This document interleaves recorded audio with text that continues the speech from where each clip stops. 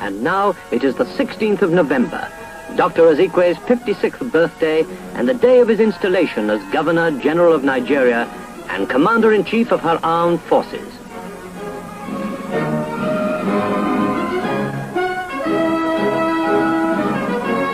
Chief Awolowo is among the many who have come from all parts of the Federation to honor Zeke on this day of days.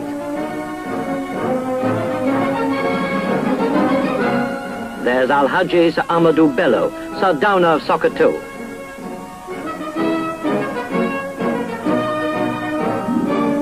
Premiers, federal ministers, and high government officials come to take their places in the specially constructed pavilion.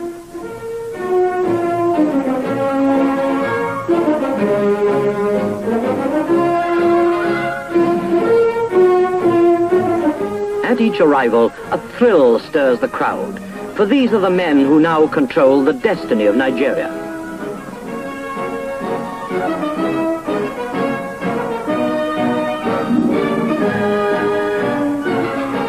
There is, of course, a particular welcome for Alhaji Sir Abubakar, to whom, in his office as Prime Minister, fell the responsibility of recommending to Her Majesty the Queen the appointment of Dr. Ezekwe. The next to arrive is Sir Adetokunbo Ademola, Lord Chief Justice of the Federation, who will administer the oath of allegiance.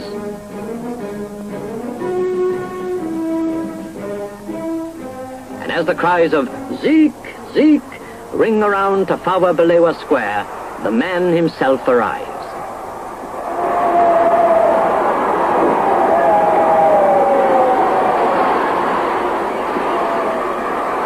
At the steps of the pavilion stand the Prime Minister and the Lord Chief Justice, symbolizing the people and the law, on what is surely one of the most important occasions in the history of the country. Dr. Ezekwe, the man who is in the forefront of Nigeria's march to independence, has seen his dreams come true. Now he is to receive a just and perhaps once unexpected reward for his labors.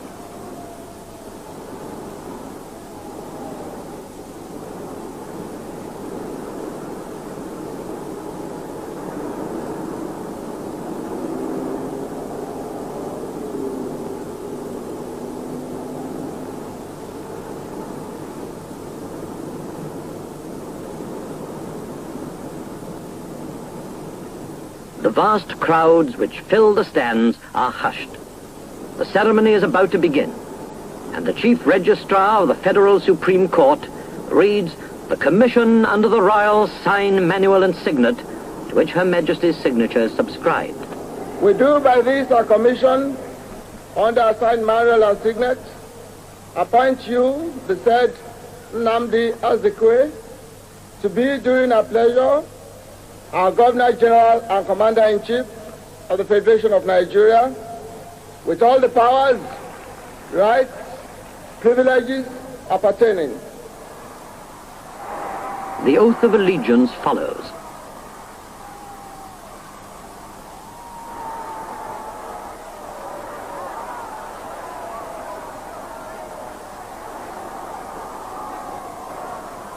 I, Nnamdi Ezekwe, do swear that I will be faithful and bear true allegiance to Her Majesty Queen Elizabeth II, her heirs and successors, according to law.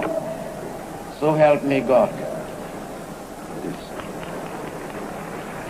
I, Nnamdi Ezekwe, do swear that I will well and truly serve Her Majesty Queen Elizabeth II, her heirs and successors, in the office of Governor General of the Federation of Nigeria.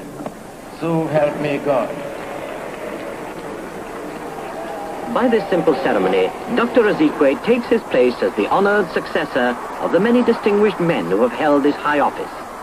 He is now His Excellency the Governor General. But to the people of Nigeria, he will always be Zeke, the man who fought for freedom, the man who never deviated from the goal he had set himself, the peaceful achievement of independence.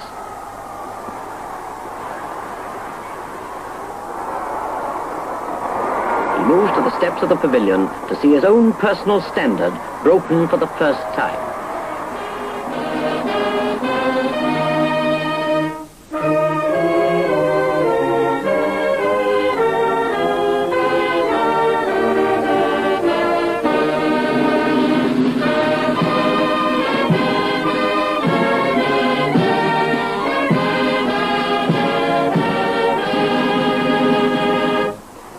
he is invited to inspect units of the armed forces and the Nigeria police units, of which he is now Commander-in-Chief. It is on this day, too, that he hears of yet another honor, his appointment to the Privy Council by Her Majesty the Queen.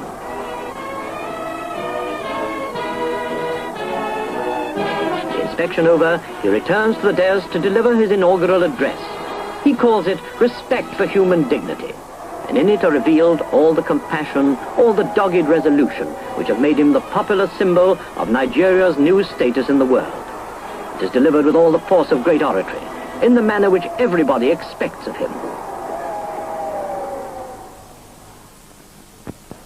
It is with humility, mingled with joy, that I thank this grand concourse of patriots and friends of Nigeria for congregating here today on the occasion of my inauguration as the first African Governor General and Commander-in-Chief of the Federation of Nigeria.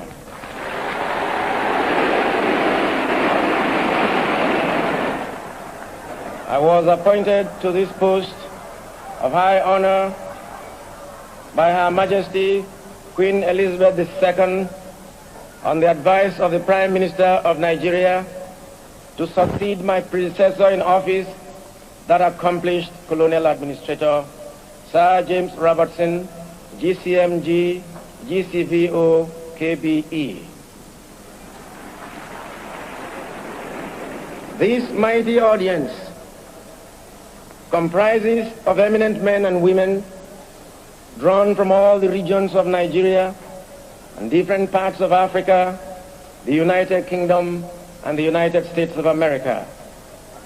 We have in this august assemblage representatives of heads of states and governments, paramount rulers and chieftains, statesmen and politicians, nationalists and freedom fighters, university administrators and professors, trade union leaders and ex-servicemen, local government heads and civil servants, molders of public opinion, in addition to professional men and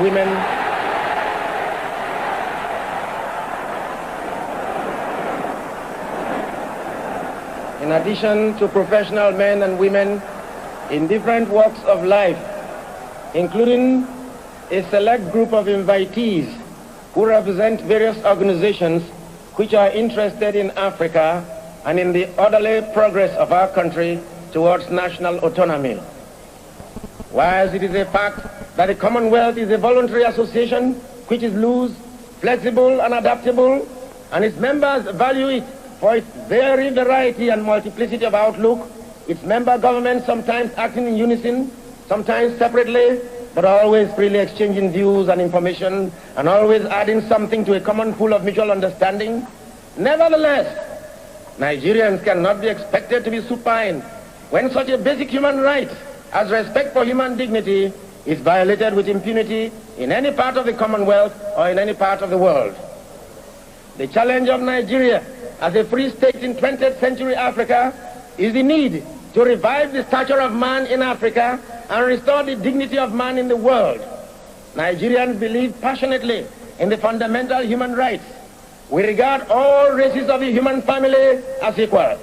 Under no circumstance shall we accept the idea that the black race is inferior to any other race.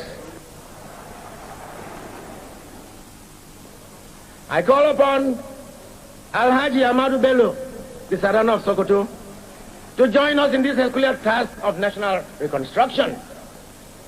I exhort Chief Obafemi Awolowo to associate with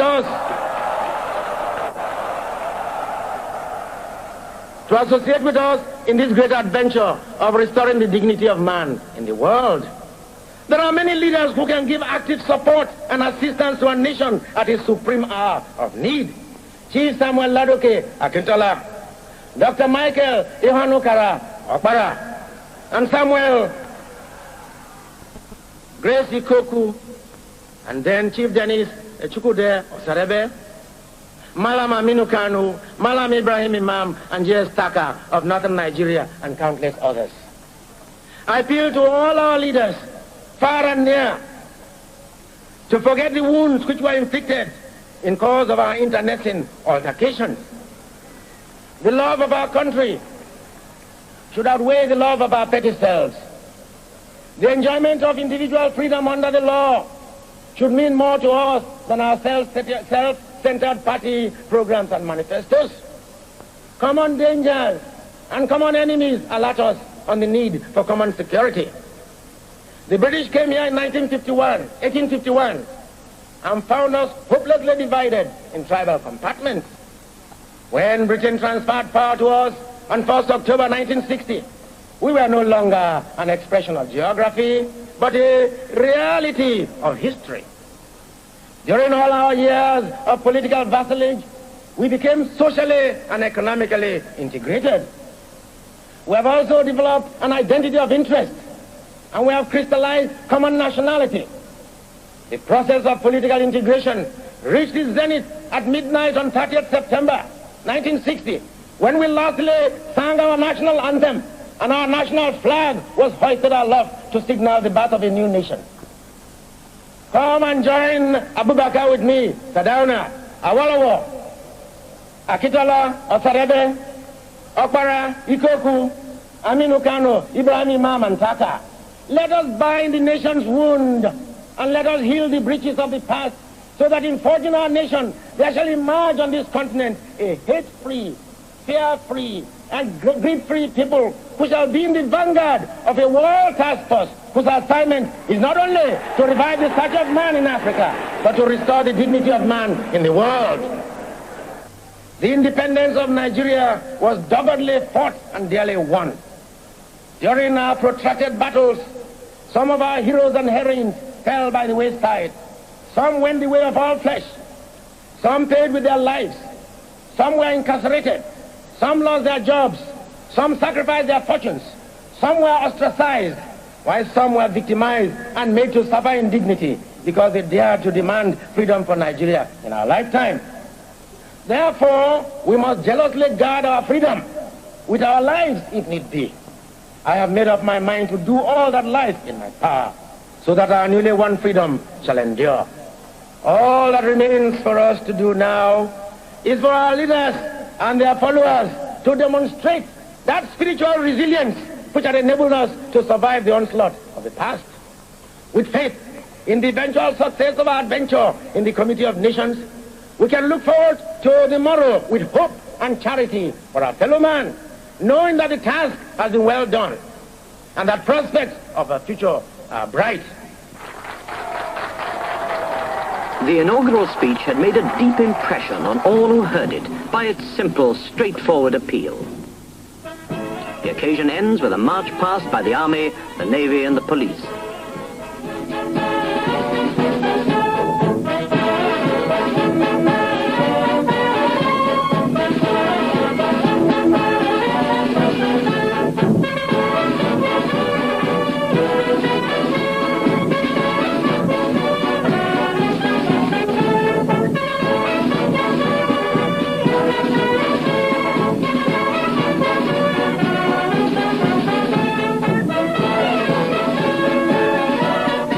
Next day, the ceremonies at Tafawa Balewa Square were to be reported in great detail by the world's press. For the second time in less than 2 months, Nigeria is in the news. And this time, all the attention is focused on the Queen's personal representative in the Federation, His Excellency, the Governor-General.